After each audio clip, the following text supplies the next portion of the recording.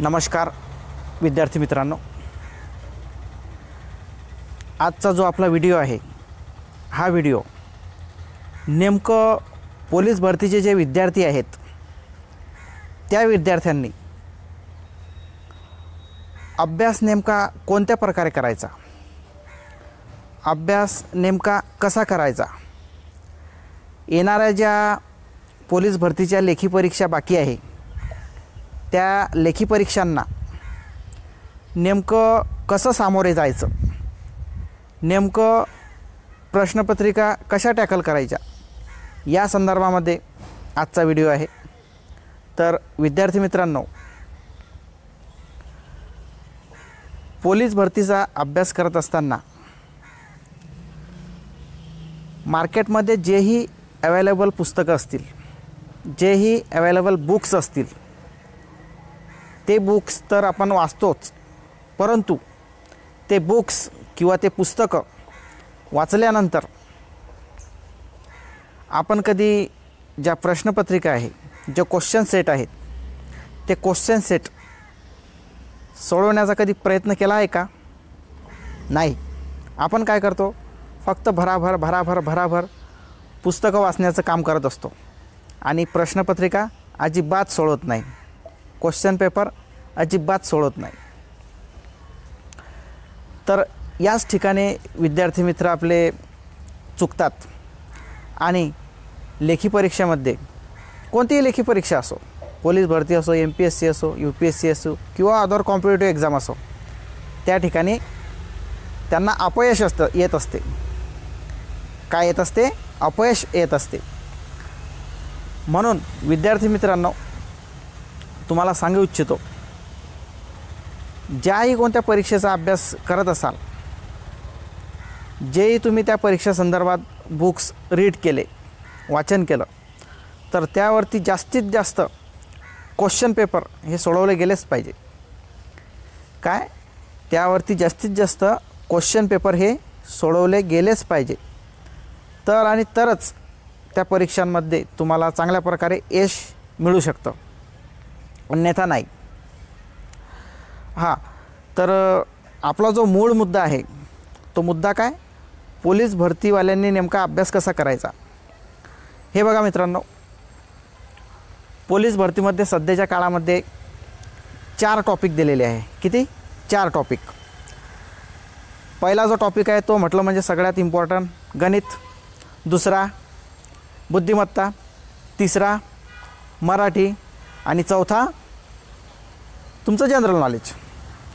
तर या 4 विषयांवर तुमची परीक्षा होत असते। किती विषयांवरती? या 4 विषयांवरती।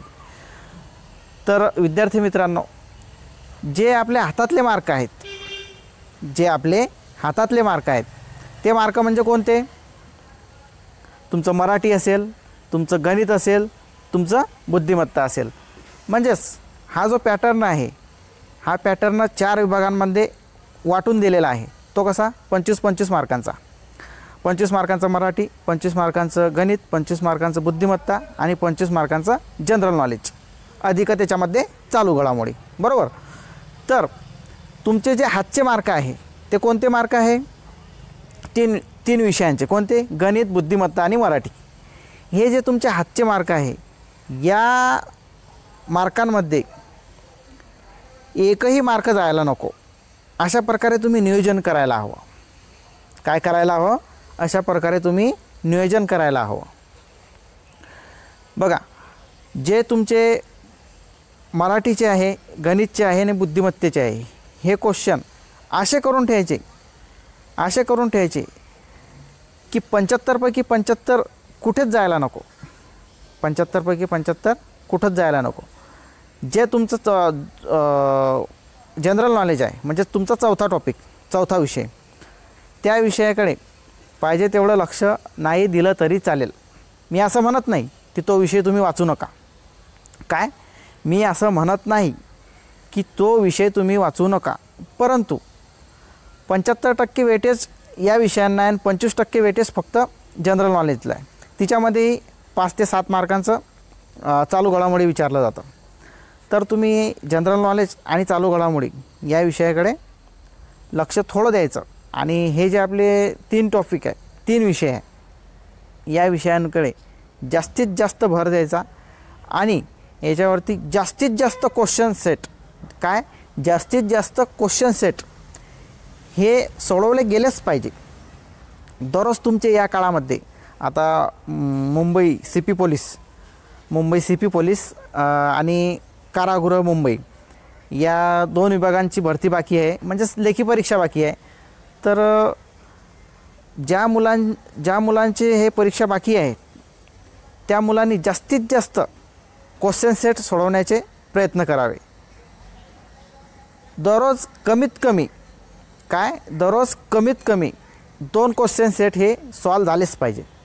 काय 2 क्वेश्चन सेट हे सॉल्व झालेच पाहिजे.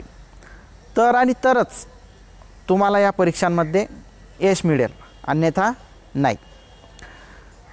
तर